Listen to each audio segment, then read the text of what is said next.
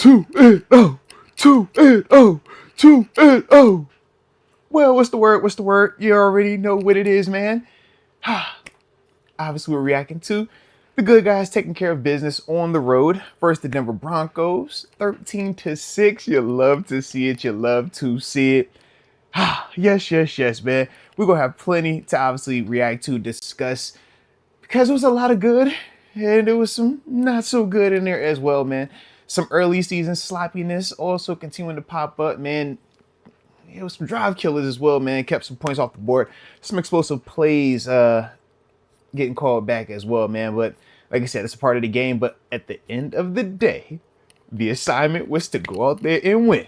And that's what we did. So you know I'm hype about it, man. Always impressed when I get a chance to see that. And shout out to the defense. I love it when the defense continues to make plays. When the defense continues to have playmakers. Old playmakers, young playmakers, new playmakers. Shout out to Corey Trice, right? I mean, just thinking of all of that, man. I'm just like, man, I saw young Nick Herbig out there causing offensive holding penalties. Obviously, Highsmith was causing penalties. TJ doing what TJ does. I mean, just across the board. That's what we wanted to see, man. I was definitely digging it, man. A lot of positivity. And then, I mean, since we talk about some of these young guys, hello, GP. GP, I know your stats are not going to reflect what you did, but shout out to GP. GP is for real, all right? GP is for real. Tip the cap to him. He ain't playing around, man. Shout out. I like what I saw from him, man. Because like I said, I know where Pat Surtain is.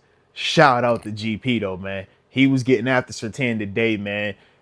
The penalties are the only thing that saved him. We all have eyes. We all know what we witnessed today. And, yeah, GP for real, man. GP's for real. So I definitely like that, man. But, yeah, we definitely got to get these penalties situated. Oh, we're going to talk. But you know how it is, man. Anytime it's a victory, man, it's a good time, man. And that's what you want to do, man. You wanted to go out there and get a dub. We're sitting at 2-0 right now, still on top of the division. Looking around, looks like, I think only Cleveland won today. Yeah, because Baltimore got beat. Yep, Cincinnati lost. So definitely like what we're seeing in terms of early season success. So we definitely digging that, man. But you know how we're going to do it, man. Before we get too deep into this thing, man, let's start it like how we always do. All right? Drop it in the comment section where you're tuning in from. So then that way I can give you that big boy shout out to start the day's show. And of course, man, don't forget to hit that like button one time for the culture and subscribe if you are new to the channel, baby. Like I said, we do this after all the games, man. Home or away, it doesn't matter. All right, we're going to get on. We're going to talk this talk, give you some, what I saw, what I thought on it. And we're going to obviously have some nice conversations to react the way that we like to do. Oh, yeah, man. And I got to say, today was my mama's birthday, man. Obviously, she passed away. So happy heavenly birthday to her. But shout out to y'all rocking out with me today on her special day. All right, so appreciate y'all as well. Let's get it. Oh, we got the homie Mike Hood rocking out in the 614 Columbus. Lifted Ones in Sacramento. Shout out to Sacktown if you know. DJ Trey Money in the 606 Kentucky. I like Sequoia Harris, always in the 716, the Bronx, New York. Shout out to the Bronx. Let me see. Damian Ellswick in West Virginia. The 304. Yeah, I know y'all, the backyard brawl situation. Shout out, though. I like the game, man. KD3 TV in Toledo, Ohio. Hey, let's get it. Oh, hey, shout out to y'all, too. Show mama Moats, man, some of that heavenly birthday love, too, man. I appreciate y'all from the heart, man. From the heart, y'all real for that, all right? Y'all some real ones for that. Just indeed, yes, indeed. That's why I had to put the Tina Turner shirt on, man. She rock with little Tina now, all right? So, show a little love, showing a little love. But let's see. MF Wags 22 in the 829 Dominican Republic. Shout out to the DR. Austin Powers, yes. TG gonna be big sad on the podcast this week. Listen, man, the way TG was texting in the group text with me and Deke, oh my gosh, he was talking so spicy all week long. Game ended, big crickets, man. He won't pick up the phone. He won't answer a text. I had to put an APB out. If it wasn't for Florida Memorial playing, because he coaches there, if it wasn't for that game going on, I would have thought he disappeared. I wouldn't know where he was at. I had to go look him. I'm like, yo, is he there? Oh, he's at the game. So I know he's here. But yeah, man, he won't talk to nobody. So it's going to be an interesting week when we get a chance to holler at him, man. Believe that, believe that. Let me see who else in the building.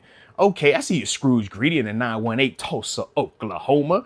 And shout out to Skylar Cannon in a 580. Yes, indeed. Yes, indeed. All right, I'm going to end it with the homie Cam Harper over in Memphis, Tennessee, the Big 901. Shout out to Memphis. Shout out to the Big 901.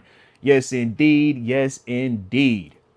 Alrighty, so let me get what I think or some of my initial takeaways from the game, man. I thought in terms of the start of it, I loved our physicality. I thought that was the big thing that kind of was separating us early on in the game. You can see the way that Najee was running the football.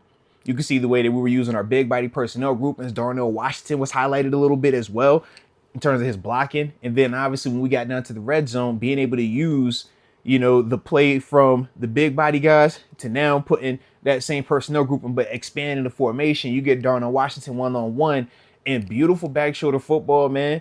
Nice little placement. Darnell does the rest, touchdown.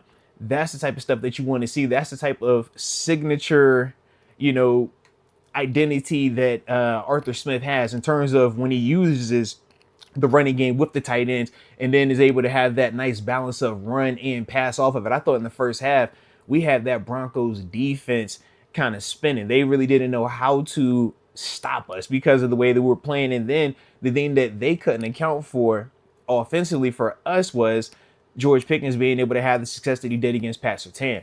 I think that a lot of people, including myself, when you watch Surtain on tape and all these other games, he does not give up anything close to what was happening today. Like, that was the first time I've ever seen Surtain kind of get done like that on a consistent basis. So when, you're thinking about it from Denver's perspective, that kind of caught them off guard and made them play a little bit more zone concepts versus having him kind of follow GP and take it as a man. And now he just, wipes that guy off the field. So I thought that really helped us out a lot. And it really allowed us to, like I said, for Justin Fields to kind of get into a flow. And we had a nice rhythm. The thing that kept killing us was the penalties, man. I mean, my dog, Broderick, I like him a ton. It was just like, man, he was just having a bad day today, man. I'm not the biggest fan of rotating offensive linemen. I think that those guys need to play and whoever is out there stays the whole time because of the continuity to flow. And those guys have to communicate and trust each other. So when you're, subbing them in and out, you start the series off. All right, you come in 2 series. I just think that the rhythm, somebody's going to have the bad end of the stick. And I think in this case, it was Broderick, man. I thought for him, not starting, but then getting kind of thrown in there, it didn't allow him to put his best foot forward. And yeah, man, it turned into a not so good performance for him, man. Obviously, he had the pressure allowed, but from there, it was the self-inflicted wounds for him, man, in terms of the false starts. That's stuff that you don't want to hold in. It's like, yeah, man, can you get better with that? Yes. But at the same time, at least it's a penalty that's happening while the play is going on. So you're working to accomplish, your block. When it's the pre-snap stuff, the false starts, that's when you're like, come on, man, we got to be better than that, because now that's just more so just internally, mentally, you're not locked in. So for me, man, I wasn't the biggest fan, of what happened for him, but I can understand why Coach Tomlin pulled him, because at the same time, Troy Fautanu, who did start, I thought that he was playing really well on that opening series. So when you go from him playing well to now you have an explosive play, get called back, that 51-yard pass, you think about the momentum that we had, man, and then ultimately how it just felt like the air got sucked out of us because of that penalty. That's when I was like, yeah, I could definitely understand it. And then you turn around and you have the false start. It's like, man, this is a bad sequence happening. Boom, boom, boom. All right, Coach T, gonna get up out of there. And, from there, you just got to trust his confidence to come back, man. I can definitely understand why they would put Troy right back out there after him being injured. Watching him play them couple of series, I was like, oh, I see it. All right, makes sense now. I thought he played really well, man. So now, obviously, with Broderick, we'll see what's going on with him from a health standpoint. But at the same time, I'm like, you got to keep Troy on that field now. Dan Moore didn't have his best performance either now. So I think that did kind of open up the door a little bit if you want to potentially have Broderick shift over there this week in practice, those two guys kind of go at it, or at least let him get some reps over there. That might be the next step, because today, unfortunately, Dan Moore did have the holding penalty, and he also did have the sack allowed. You don't want to see that on his tape either. So that's the whole situation right now as I looked at those dudes. But I do feel like that as a whole, the O-line played well enough. Now, the dudes that we said going into this game that we had to watch out for, Zach Allen, Jonathan Cooper, we said both of those dudes, man, they could wreak some havoc up front. And at times they did. At times those were the guys that were creating the pressure on fields, or the guys kind of disrupting the blocks from a run standpoint. But I thought, man, if we could have just minimized some of those penalties, man, we would have been fine, because we had some nice explosive plays. We always had a touchdown get called back for a penalty that was very ticky-tack.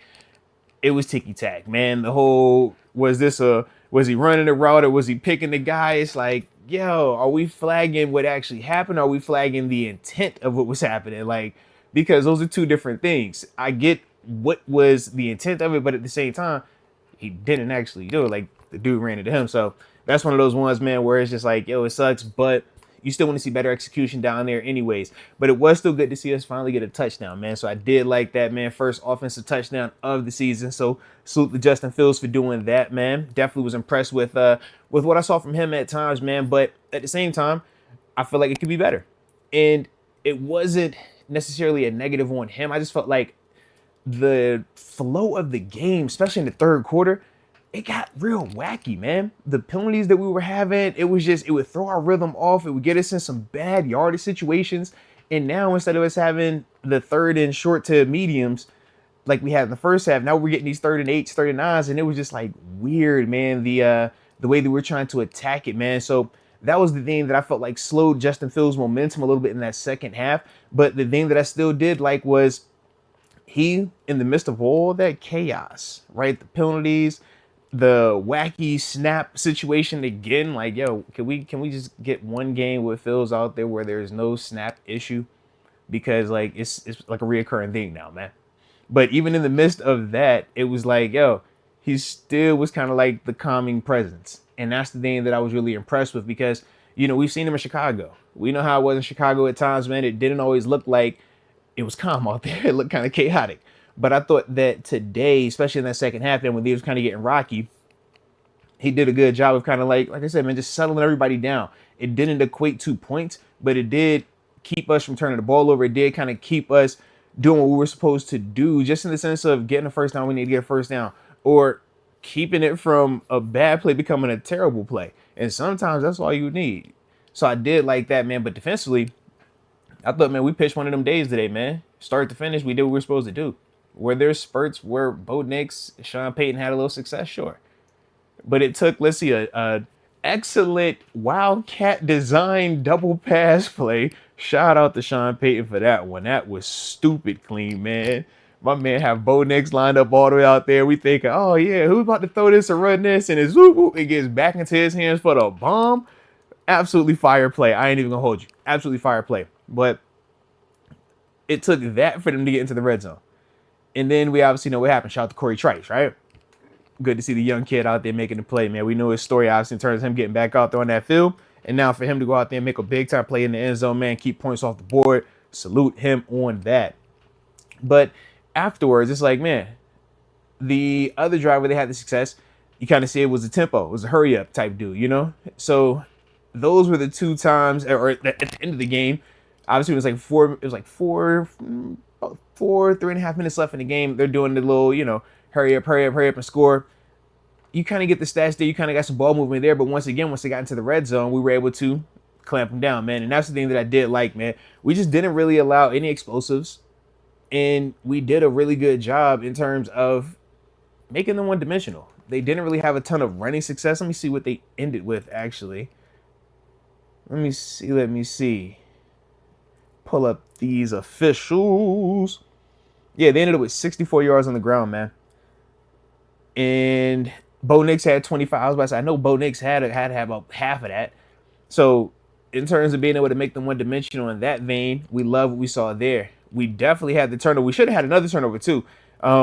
Who's my man? Patrick Queen. Shout out to PQ. He was productive today. I thought his tackle was a lot better today than it was last week. But he dropped the pick today too, man. He definitely should have caught that. Hit him right in the hands, man. Let's see. But I love the production that we were getting, man. Minka was having him one of them days today too. So yeah, like I said, man, I was definitely liking that though. Let me see. Let me see. But but those are the things though for me, man. And I thought, like I said, defensively though, man, our front I thought did a really good job. They applied consistent pressure, and it didn't feel like last week. It didn't feel like it was a full takeover, but you could see the impact it was having. You could see how they were causing penalties, where they was holding penalties, blocking the back penalties. Bo Nix was constantly either having to escape the pocket or step up and just decide to run. I thought that they did a good job with him, though, in terms of just keeping the rhythm and his dropbacks not consistent. Sometimes, straight back, sometimes, yeah, and I do see Deeks Freaky Bots in the building, man. Shout out to them. Yeah, I got to get them up out of here, man. But, but in terms of what they were trying to do with Bo Nix, man, I thought that they did a good job of moving him around, roll out left, roll out to his right, dropping back, sprint out. Then they would call like the occasional just QE draw. And I'm like, yo, this is like very, intentionally unrhythmic to keep our pass rushers at bay a little bit. And I thought that really helped out their tackles, man. So shout out to Sean Payton for that. But I thought that defensively, man, from start to finish, we did what we needed to do to get up out of there. And then, of course, Boz, man. Boz money. That's why it's Boz. So we definitely like that, man. But from my perspective, man, I could definitely see it where, like I said, Phil starts next week, man. I think Coach C had already kind of hinted to that, especially surrounding the health. But from my perspective, man, you go 2-0 to start the season off, 2 road victories. You got better this week than you did last week, in the sense of last week we had 6 trips to the red, or 6 scoring possessions, and they were all 6 field goals, no touchdowns. This week, you obviously get us a touchdown. Your first touchdown pass is a Pittsburgh Steeler, but you led us to multiple field goal drives as well. To me, I'm like, man, I like that. I don't want to mess up this rhythm. And I also feel like the score and the stat sheet don't fully reflect what all took place because of the penalties on the explosive plays that we saw to GP, the touchdown pass that we also had to GP. That changes the way that we're looking at the stats also, and the feel of this game if those things don't get pulled, if those calls don't get called back. And I think that is something that if if we're just simply looking at this thing, not being biased one way or the other, if we're a Russ guy, we're a Phil's guy, or anti-Phil's, anti-Russ, whatever. I think if we just look at it at where he finished at, but also think of the explosive 51-yarder, think of the touchdown pass. I want to say it was another one that got called back as well. You think of those type of plays that were taking place out there, and it's like, these numbers would be way more explosive, and this field would have been way more in terms of the score, the overall tightness of the game. It wouldn't have felt like that either if that is also, being able to happen, man. So that's the reason why for me, I'm like, yeah, I'm giving them the opportunity again next week for the home opener. Chargers, they took care of business. They played the Panthers. The Panthers are hot garbage right now, man. So shout out to the Chargers. But yeah, we got them coming into town. I kind of want to keep the rhythm the way that it is. But I think that's one of the things we're going to see with Coach T, man, obviously when he speaks on Tuesday. But yeah, definitely an interesting one, man. But you already know how we're going to do this thing, man. Let me go ahead and see. We got some supers coming in. A lot of y'all in the chat with me today. Shout out to y'all rocking out tonight. Hit that like button, man. Don't forget to subscribe either, man. I appreciate y'all rocking with me tonight, man. Get some of these supers rolling off real quick. All right. Got the homie Mike Hood. He says, if anyone ever questioned whether Pickens was him or not, he is him. Even though the play was called back, that 51-yard catch on Surtain, let's go. No, big facts, man. When I tell you I was so impressed with GP today, I respect the heck out of Pat Surtain. That's one of my favorite corners in this league. If you ask me, I think he's the best corner out. And then I got Sauce Gardner behind him. But to see how GP was going one-on-one against Surtain, and not just, the underneath type of stuff, because some of that stuff is like, yo, I get it. Like that first catch that GP had him getting Deeks Freaky Bots out of here real quick. But that first catch that GP had, the little 16-yard speed out, I'm like, yo, that's a nice catch, but it was one of those, I'm not familiar with you just yet. Let me see what you're on. And I thought that GP took advantage of it. So I wasn't tripping on that. That 51 yarder, I was like, wait, what is this? Because shout out first off the Fields. Did you see the placement? That thing was like, so shout out to Fields on that. But to see him be able to get on top of Surtain and make that type of explosive play, I was really impressed with that. And then you also could see where he caused a couple holding calls on Surtain, caused the PI on Surtain. He had Surtain very uncomfortable. I like what I was seeing from GP today, man. I'm like, yo, you keep playing like that, that's special. Obviously, we need the penalties to go away, not from him, just from, where we were as a team. We were too penalized, too many penalties out there today. But to me, it's like, man, if GP is gonna be playing like that every week, that's a game changer type element, man. It changes what you're trying to do from a defensive standpoint, and it makes you have to respect him and guard him in a very different manner. So, like I said, I definitely like what I saw there, man. T Starf, shout out to T Starf, man. It's your 10th super chat as well, man, from the heart. You know I appreciate you, baby.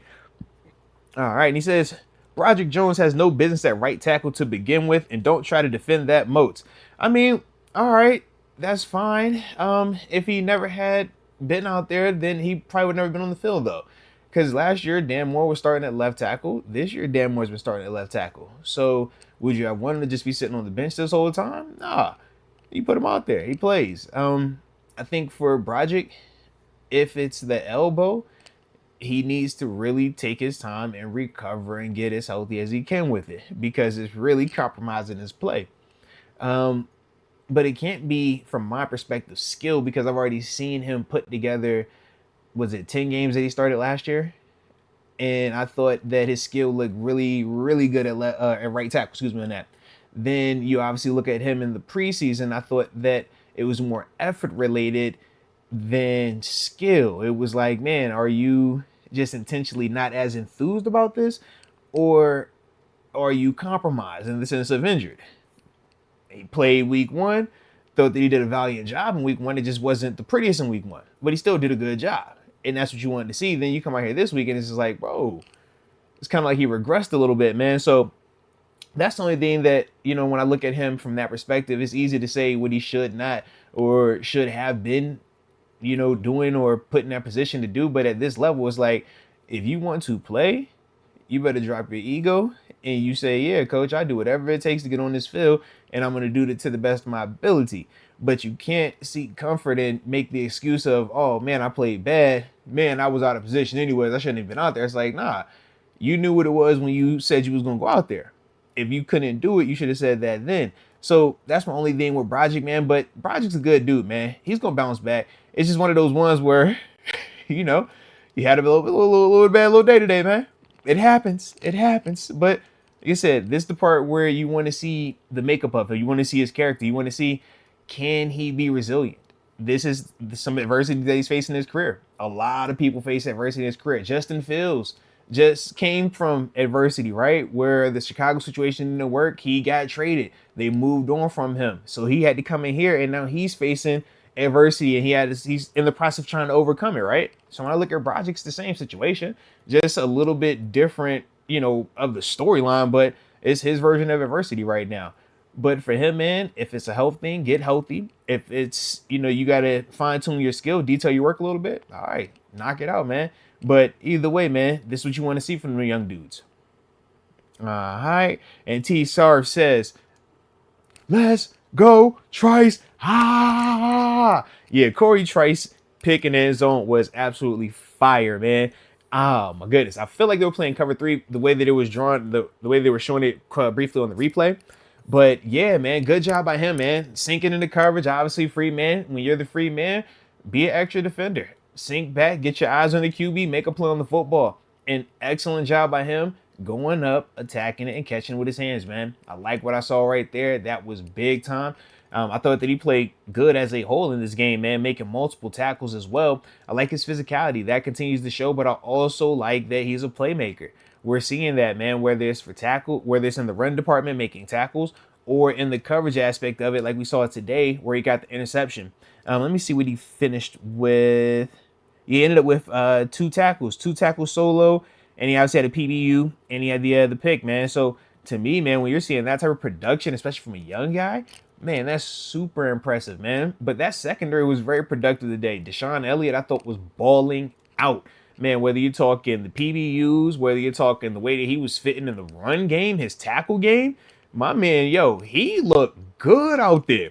Minka Fitzpatrick, I thought, had another one of those super impressive days filling up the stat sheet, man. Ton of tackles, flying around, man, just being the type of just monster type player that he is, man, when he can range in the middle of the field. I'm liking what I'm seeing between him and Deshaun Elliott, the way that they complement each other. It really puts us in a position to let Minka just ball out, man. And he's been really taking advantage of that, man. So I definitely like that right there.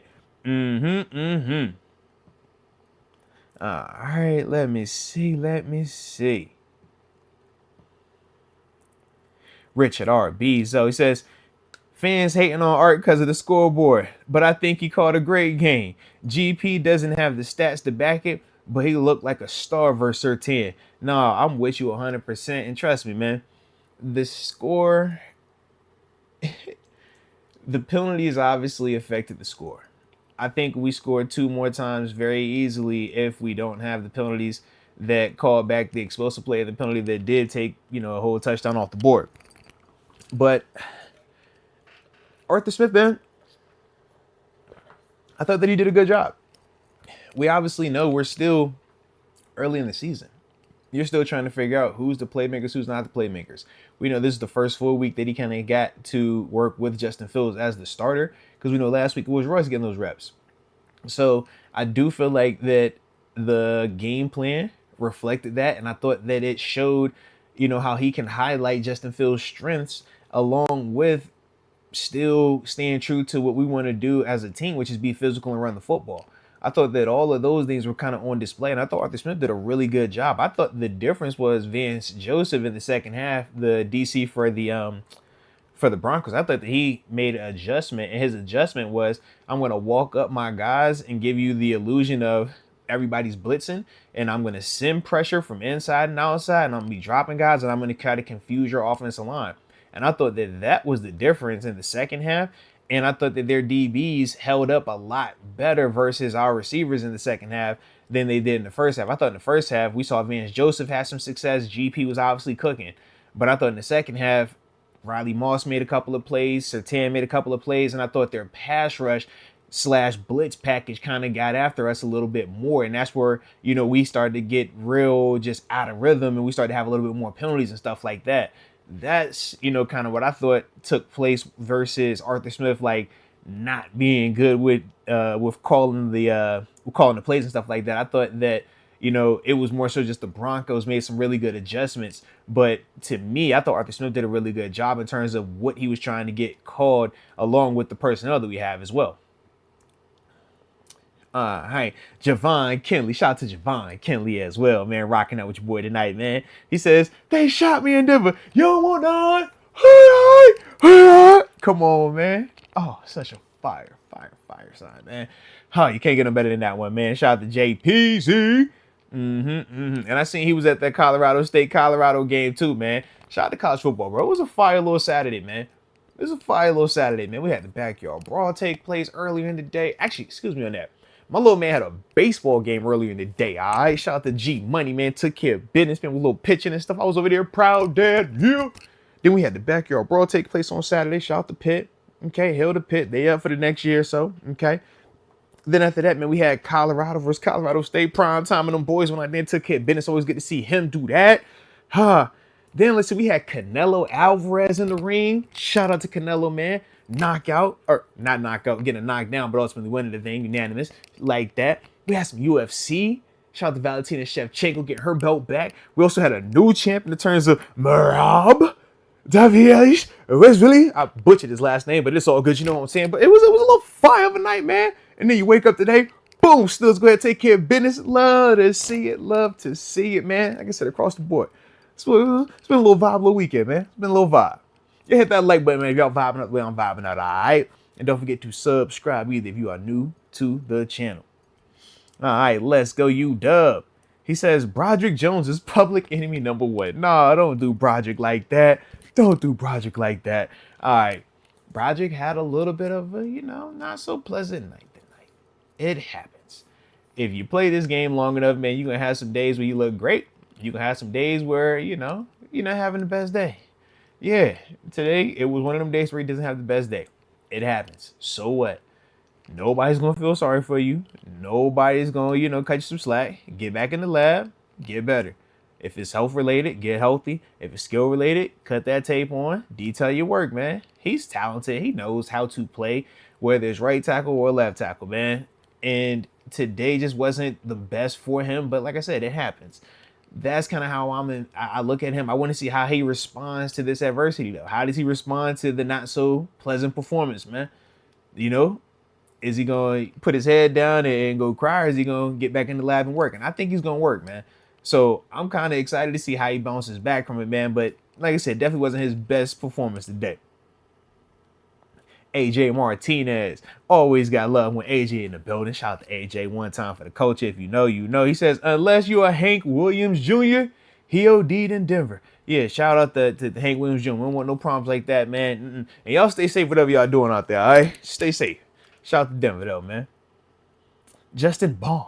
Shout out to Justin Baum. He says, I've seen fans say this is the same offense as last year. I disagree. What do you think? Now, I'm with you, Justin. I disagree as well, man. For the people that say this is the same offense as last year, I think that they are looking at it from a surface level perspective. And that perspective is just the point total along with the lack of touchdowns.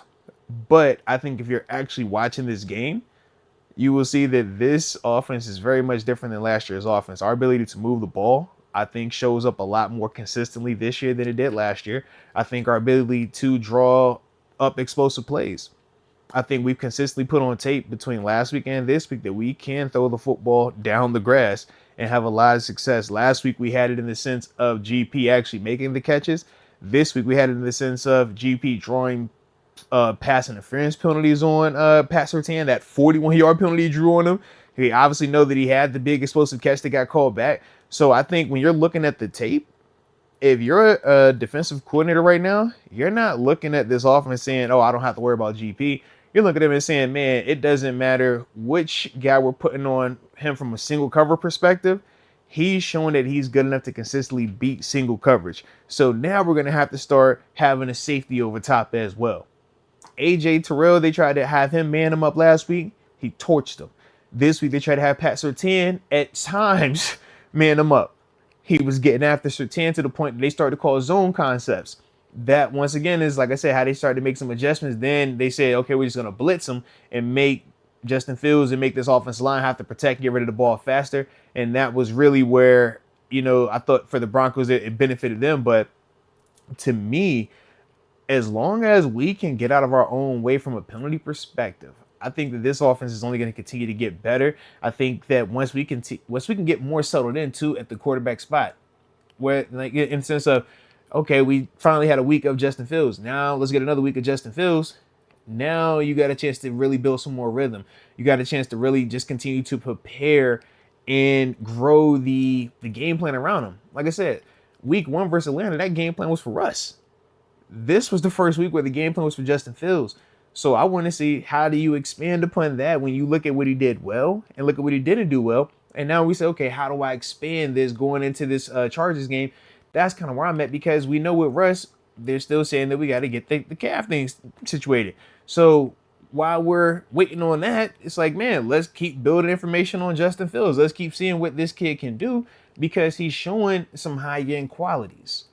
But obviously, we wanted to be more consistent. And today, I don't feel like the consistency or the lack thereof was on him. I feel like it was definitely on the penalties that were taking place on that offense. And that's the part that, he can't control, but it did kind of negatively impact his stat sheet. But that's ultimately why I agree with you, man, in the sense of, yeah, this offense to me is very different than last year's offense. I think that Justin Fields as a quarterback is very much different than Kenny Pickett as a quarterback. He's a lot more explosive, and we could even see how his legs, when he was even getting some pressure on him, were able to buy us time, man, and pick up some positive plays, turn negatives into positives. That's what he was able to do. And obviously put together some very nice, passes with his arm. Things that we typically didn't see as consistently with Kenny, we were seeing from Justin Fields these first 2 weeks. So that's another reason why I feel like this offense is very different than last year's offense, man. All right, shout out to Luca. Luca showing some love. He says, yo, man, what's going on? All right, he says, yo, man, what's going on with Broderick for real, man? All right, so look, with Broderick, I think that it's got to be the injury, right? It's got to be the arm. I feel like that has to be the situation because, well, I think it's multiple factors. I think the arm, definitely. I think the not start him and then put him in there in the middle of, the game, in the sense of Troy kind of had the first series, or I want to say first series or first 2 series.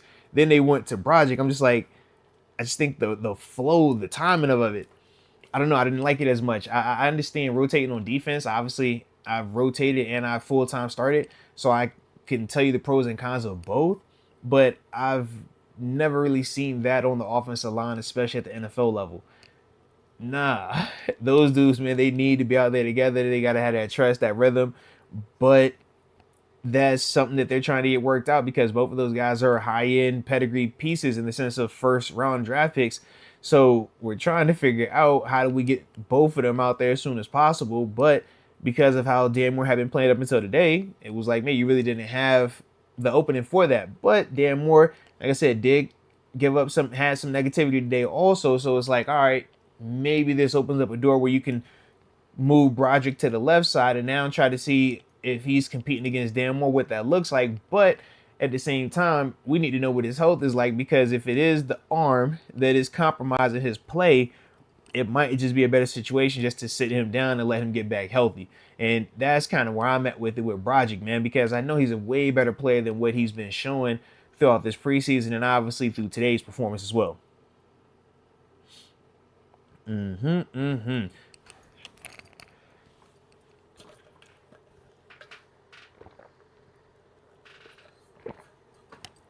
All right. Shout out to AJ Martinez.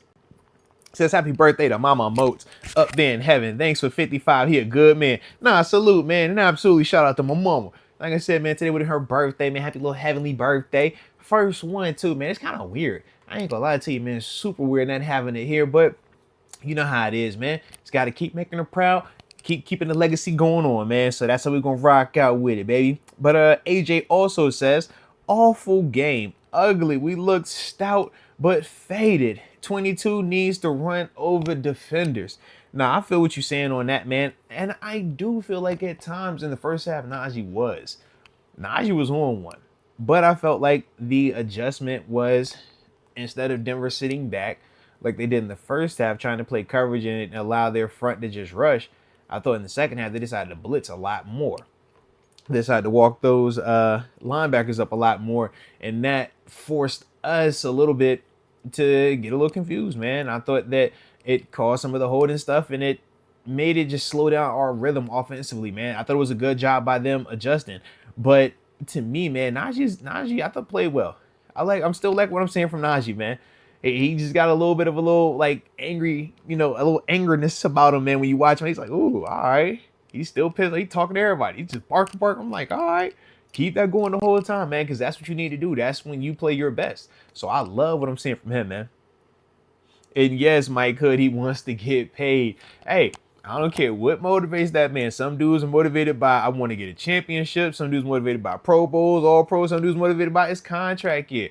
Whatever it is to motivate you, man, just go out there and do what you got to do, man. So I'm liking what I'm seeing from him, man. But I just love his energy. Every single time, as soon as the game starts, he's pissed off. I'm like, yo, who are you talking smack to already, Najee? Like, God, it's the first play. I'm like, okay, it's one of them days then. So let's get it. Richard R. Beasley, he says, my B-day's tomorrow. So I'm glad to start it with a dub. Drinking and researching right now. Ready to pull a deke on the mini golf course in front of the future BM. Salute you, Richard. I likes that energy, baby. That's how you're supposed to do it, man. B-Day tomorrow, man. Celebrate, turn up the way it's supposed to be responsibly, which I definitely like for you as well. But on the mini golf course, man, you got to hit them things. And with the future being, man, so shoot to that as well, man. Definitely like that. All right, nothing wrong with what you doing over there, man. Yes, indeed. Yes, indeed. Shoot, I'm actually supposed to be playing golf tomorrow too, man. Yeah, get back out there a little bit. It's been a minute, man. Been about 2-3 weeks now. I might be a little rusty. You know, hopefully I ain't lost too much of it. But yes, yes, sir. Chris Arkwright. Shout out to Chris Arkwright. He says TJ was held the whole game. Now that's a fact. TJ gets held all the time though, but that's definitely a fact. It was funny, man. My little man, little G, man, he even walked up. He was like, Dad, they held TJ every play, huh? I was like, yeah, son, that's pretty much what they do to TJ. He's like, why don't they throw the flags then? They should throw the flags every play. I'm like, yeah, son, they should definitely throw the flags every play, but I don't know why they don't do it, but this is what it is, man. They just, you know, it's TJ Watt, man. Nobody can block him. But yeah, I don't know. It's like you watch some of the stuff that they do call, some of the stuff they don't call. I don't know, man. But the thing that I do love about TJ is the production continues to show. It doesn't matter how, doesn't matter when, but he is going to get a sack every single game. It's going to happen. And obviously got another one today, man, moving a little bit closer. We're a little bit closer. Get that 100 sacks, man. And shout out to the homie Highsmith as well. I see you still 0517. Salute to you. You already know what time it is. But yeah, man, Highsmith was out there balling as well, man. I love our pass rush, man. Between TJ, Highsmith, Herbig, I thought all three of those guys all had impact plays from winning in their pass rush, winning their one-on-ones specifically, not having to be gamed in terms of working with other guys. It's like, no, just put me out here and I'm cooking this guy. I thought that all three of those dudes did that consistently, and it was good to see their impact. And then obviously when you look at the interior part of our D-line, you talk about Larry Ogunjobi, you talk about Cam Hayward. I also saw Keanu Benton get in the backfield, man. All three of those guys having some success out there. I like the way that we are rotating all those guys, and guys are winning one-on-ones and just having an impact, man. That's what we need. That's what we need. And I think that it benefits our secondary as well, man, because they don't have to cover as long. That ball is coming out a lot faster, man. But I like what I'm seeing, man. Michael Brooks says, Daniels is sabotaging us. Nah, man. Nah, Daniels. Nah, don't do him like that. He says, I'm joking, but he's so bad now. Nah, man. So I just feel like at times, you know, he just, I don't know. He's not terrible. It just be bad moments for the homie, man. But he's still a good player, though. Don't get it. He's still a good player, but he just has some bad moments at times, man. I mean, that seems to be the case for a lot of these guys right now. Not all of them, but some of them, man. It's like, it's a bad moment. Yeah, all right, he'll be all right. He'll bounce back. Come on. At least we're winning in the process, though, right? That's a positive. And if y'all digging how we doing it tonight, man, don't forget to hit that like button one time for the culture and subscribe if you are new to the channel, baby. Yeah, Steelers Girl 517. Aiden Hutchinson was going crazy. I think he ended what, 4.5? I know he had like 3 sacks in the first quarter. It was crazy. Like when I'm seeing these pass rushes out here, man. All right, Frio J. He says, Moats, do you still care to see Russ start? I do if he's healthy, but the problem is he's not healthy. And I'm looking at Justin Fields just take us to go 2-0 after 2 opponents on the road. So I'm very intrigued to see that at home versus the Chargers. Now, after that, let's continue to have the conversation. I'll continue to look at more information, but right now, that's where I'm at with it, man. I'm like, yo, Justin Fields, let's go. Bring him to the crib now. You're 2-0.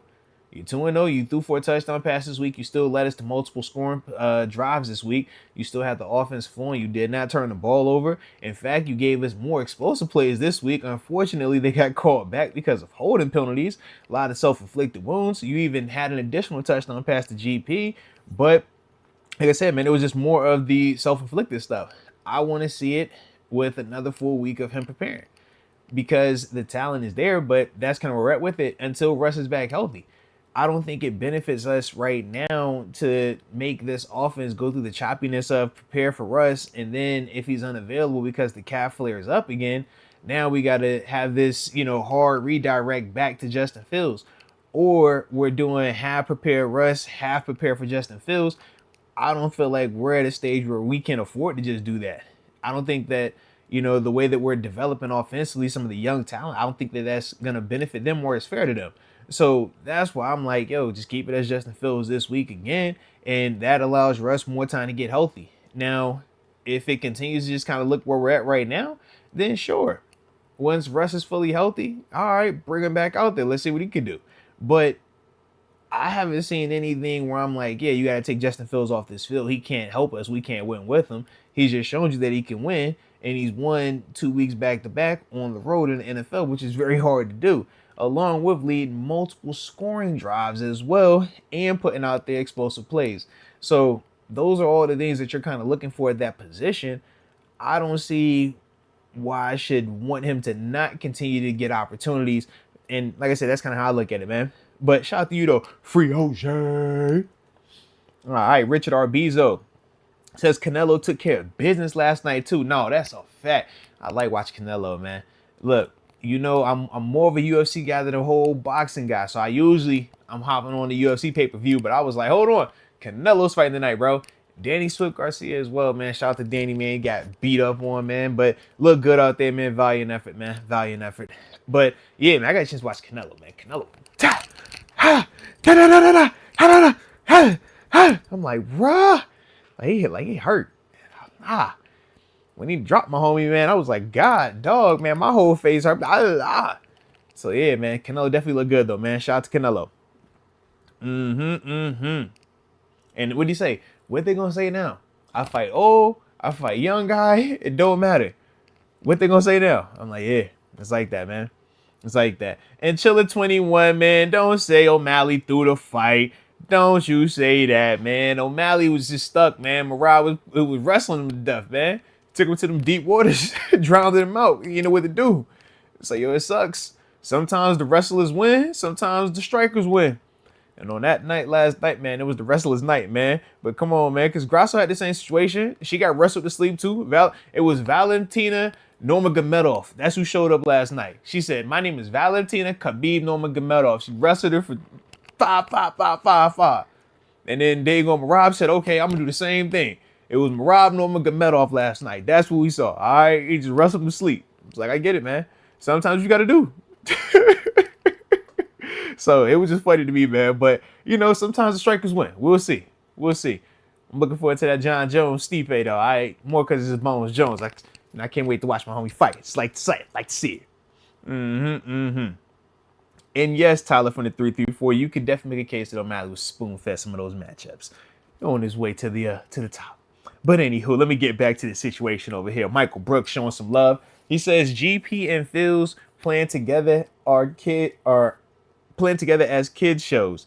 Yeah, man. I think when you're watching them, I think when you're watching those two dudes, man, the way that they play so freely but also connect to each other. I also like the fact that with both of them, man, they don't respect the corners and the safeties. And I mean it in a positive way, but it's like because they're young, they're kind of just like, yo, why, like, who says I can't go up against you and have success? Just because you lock these dudes up don't mean you locking me up. And for Phil's, it's like, shoot, he couldn't throw at you, but my arm is nice. I could throw at anybody in this league. And I just think for both of those guys, you can see they're building more confidence together. And I think they're building more confidence in themselves that they can consistently make plays at this level. And that's the part where I'm excited, but I still do feel like if we could have another weapon for GP, it could help him out even more. That's, still one of those parts. I'm just like, I feel like that could still open us up a little bit more for him. It could open up a little bit more for Fields. They could open it up a little bit more for our run game as well. But to me, man, I'm liking that connection that we're seeing between GP and Fields, man. They got a nice little rapport building up, man. Nice little rapport. G. Alexander. Wagwan. Man, what's happening, man? You already know it's always love with you, baby. He says GP is a dog. Fields had dimes. Penalties kill. Nah, that's a fact, man. You summarized the whole game right there. I mean, the way Fields was putting that ball in certain places, it's just like, bro, I like it, man. Just the penalties killed us. GP a real one, though, man. GP's for real. I like what I saw from him, man. And keep doing it.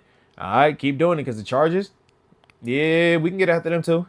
They coming in. They going to have some confidence, but we can get after them, too. Absolutely. Mike Hood. Mike Hood showing some love. He says, I see depth across the board. Big happy salute, or be happy salute. Moats. I think he's trying to say birthday happy salute to my mom. So shout out, all love it. You already know what it is. Yes, indeed. And Frio J says we need a wide receiver too. Shoot, I'm gonna call DJ myself. No, that's a like. I feel like we missing that right now, because GP is definitely showing that he's capable of being wide receiver one, and he's big time. But I feel like we definitely need another guy that can kind of, cause these DBs to have some problems. I thought Van Joseph did a good job as well, though, because he took advantage of Riley Moss at times, but I just thought that we need just more. I want more production from that spot, man, because right now it still was getting to a point where for Van Joseph, he knew that GP was still our biggest threat.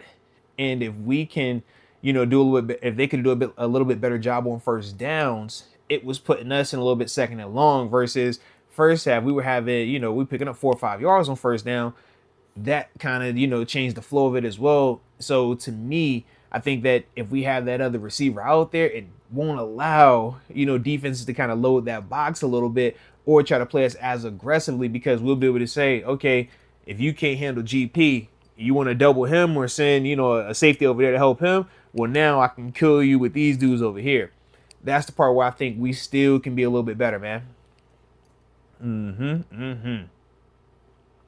Let's see. Chase Dreams say, we could take Cortland Sutton with us back to Pittsburgh, Omar? Question mark? Man, or he says, can we? Hey, look, I wish, because I'm like, yo, Sutton ain't even using you right over there, bro. They ain't even using you right. You don't even want to be there. You look nice in that black and gold, though, man. All right. Whether it's Sutton or DJ.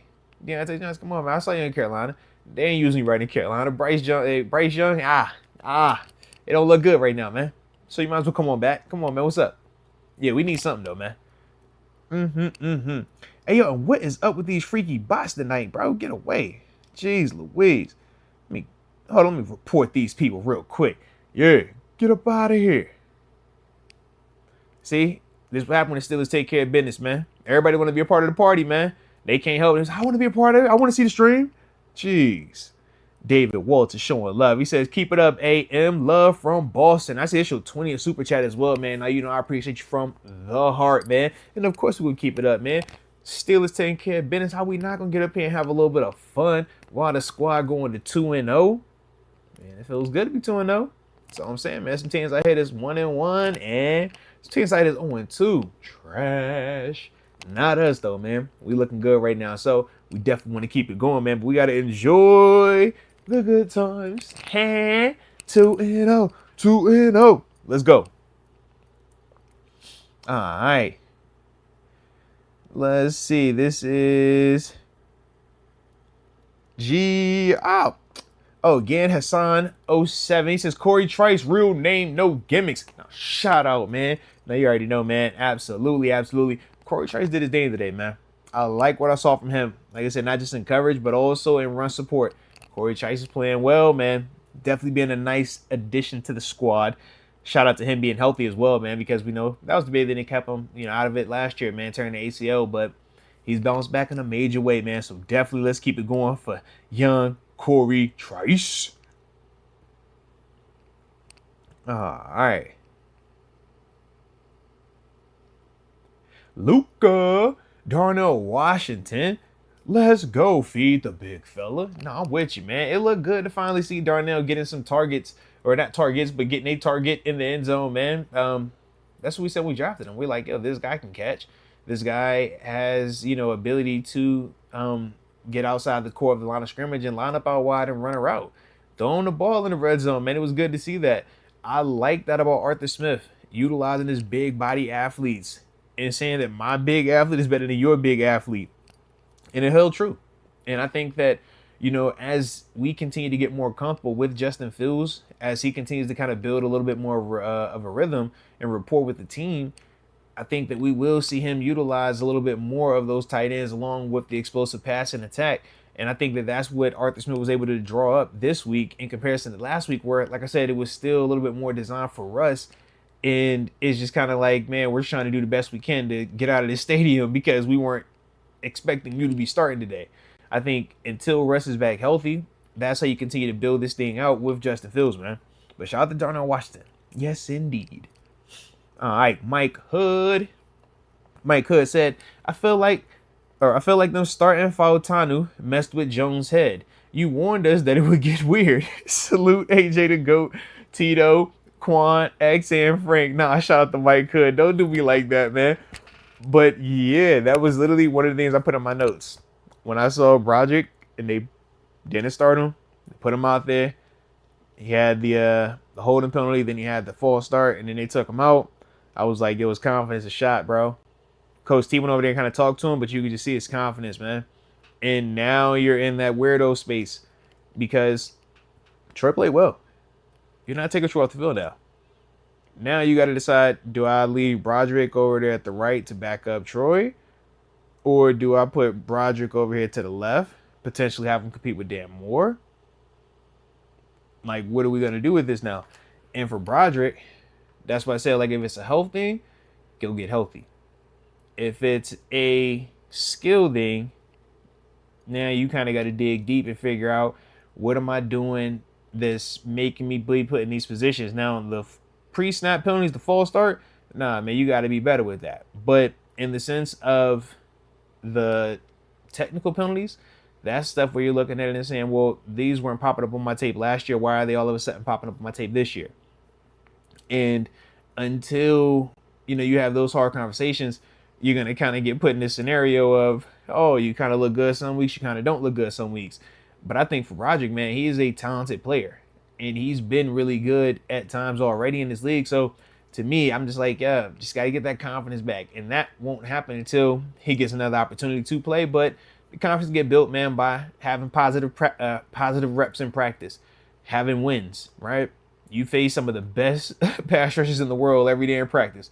Having some success against them in practice, I think, will build his confidence back up. And then whenever his number is called again in stadium, man, just go out there and take it one rep at a time.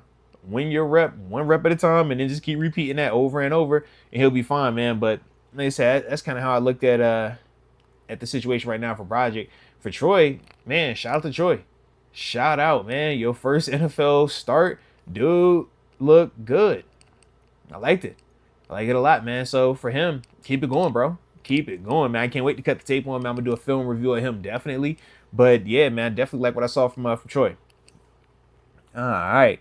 Tons of fun. Tons of fun says Mount Washington for the first touchdown of the season. You love to see it. Yes, indeed. Yes, indeed, baby. Let's go. Let's go. All right, John Rye. John Rye says, I don't understand why these people calling Justin Fields trash. If those deep plays don't come back, Justin would be cooking. Now, I'm with you 100%, John Rye, and I think that that's the situation. If you are already predetermined to not, be pro Justin Fields, you're going to look at anything that is a negative for him and highlight it and maximize it. I think from my perspective, man, I thought that Justin played really well. I thought that those explosive plays were because of him. Now, he can't account for a holding penalty. That's not on him. It just happens. But I thought that it was still impressive to see those plays be actually made. It wasn't in the sense of, oh, he could do this. I think he's capable of doing this. Like, nah, we saw him do this. We saw that completion on pass 10. We saw them draw a 40-yard penalty on pass 10. We saw, him throw a touchdown pass to GP. We saw him throw a touchdown pass to Darnell Washington. So when you're watching all of that, yeah, I'm like, yo, how do you watch that and say that was trash? I don't agree with that. Not me. But hey, that's just my perspective. So, there are other perspectives out there. We don't have to agree, but that's just how I see it. So I'm glad that me and you, John Rice, seem to be on the same alignment in terms of our perspectives. Tons of fun says defense looks great, but penalties are killing us, especially on offense. But a dub is a dub, and that is a fact as well, man. That is definitely a fact. You got to make a text real quick, man. Jeez. All right, here we go. They're blowing up my little line, man. I was like, hold on, man. Don't hit me like that. You know we over here cooking. Yeah. All right, K Goated. K Goated says, Trace is exciting. Broderick hating on GP stats. No, don't do him like that, K Goated. Don't do Broderick like that, man. He was not hating on his stats. What had happened was, see what had happened was, he had slept. That's what it was. All right. He must have some bad Chinese food in Denver, man. Messed the way that he was playing up a little bit. You all right? Come on over here. Yeah, he just messed up how he was playing a little bit. That's all. But, you know, it's all good. See, it's a victory day, man. Got me a little milkshake. Shout out to the Bugs. Bringing me a little milkshake. Hey, for the culture, man, I appreciate you, all right? Love you, too. See, this is what you need right here. Make it a little milkshake, huh? For the win, for the win. See, that's one of the cool things about, you know, having your daughter that could drive. You're like, yo, yeah, man, go get that milkshake for me. I appreciate you. You're a real one.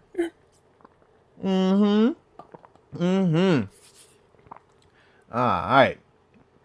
So let's see. We got Richard Arbizo. Yes, X-Concept milkshakes are goated, but you cannot go wrong. I got the cookies and cream joint. Oh, fire. Yes, indeed. Yes, Brandon Griffin. The Milkshake Factory is fire. It's like my favorite little spot, man. They got the regulars, they got the gluten-frees, they got all types of stuff in there, man. It's absolutely good.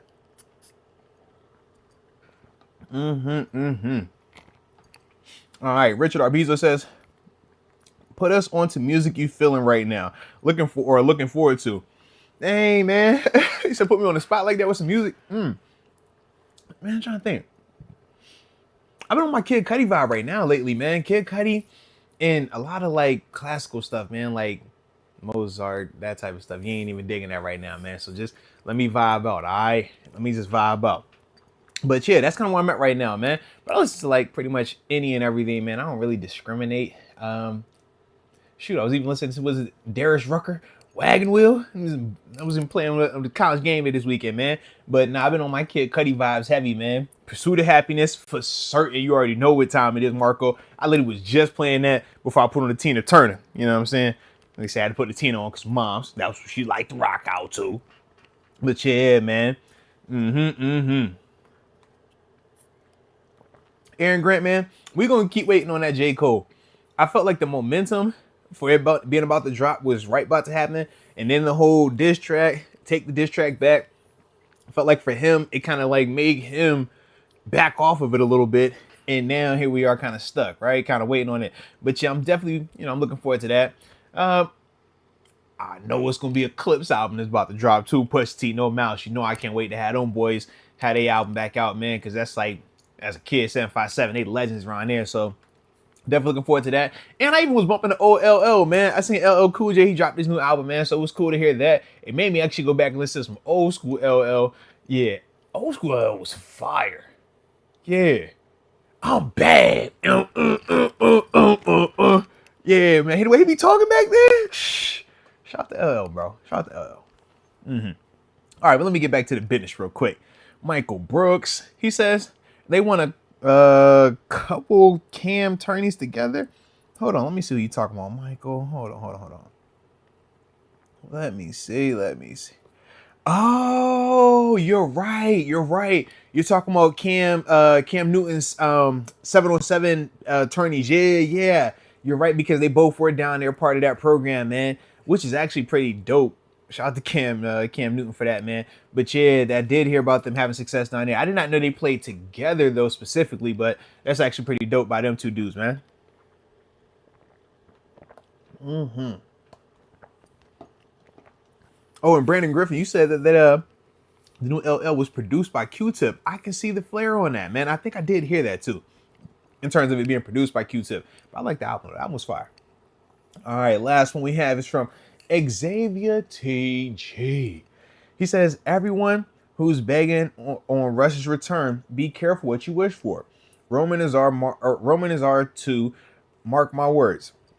I mean, I hope you're right, Xavier TG.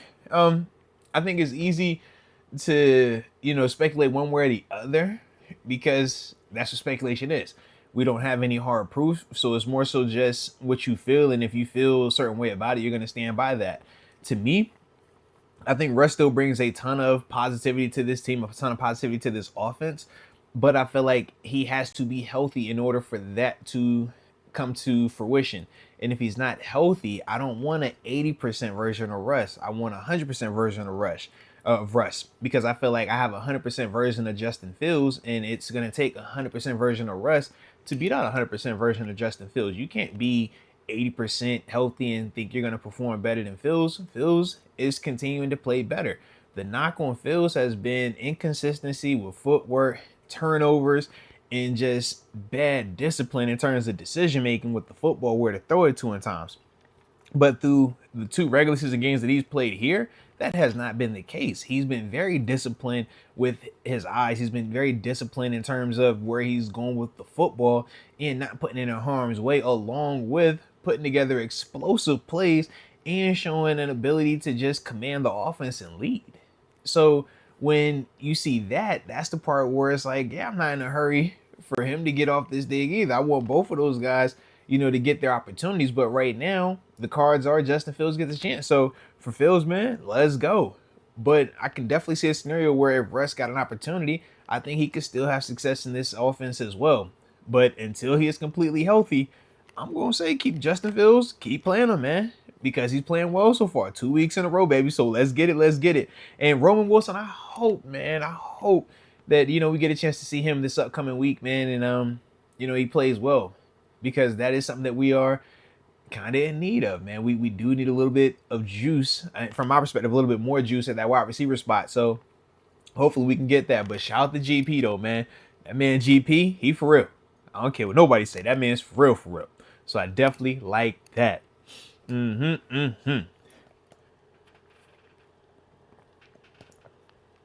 Yeah, Marco, I can dig it, man. Trust me. That matchup had me a little concerned as well. Because I said, boy, if we can't move the ball to GP, I don't know where we're going to have a lot of more explosive pass success. But shout out to GP, man. GP showed up today. GP definitely showed up today, man. So let's keep that thing rolling with him, man, and keep emerging, man. Like I said, the stat sheet isn't going to reflect it, but we know what we saw today. And that's the part that I do, I really enjoy about GP. So, like I said, man, definitely shout out. All right. Oh, man, we in for hour 2. Okay. I ain't even peep game. Oh, I like it. All right, well, shoot. It's a victory. That's what we do. We won. All right, so salute to that, man. Salute to the stream tonight, man. Hopefully y'all enjoyed. We was rocking out on tonight, man, as we talked about the game, man, kind of recapped it and gave our initial thoughts on it. Obviously tomorrow, man, we'll get back in here at that 4 o'clock time with the homie Deke and chop it up, man. Get his thoughts on the situation as well. And we got a fun week planned out too, man. Got a couple potential guests coming on to the show, man, this week, man, to get their thoughts on the game, some of the upcoming matchups, some of the fun stuff we got going on, man. So, like I said, man, it's definitely gonna be a vibed out week, all right? But y'all stay safe wherever y'all at, man. Don't forget to hit that like button and subscribe on the way out of this thing if you are new and enjoyed yourself. And until next time, baby, peace.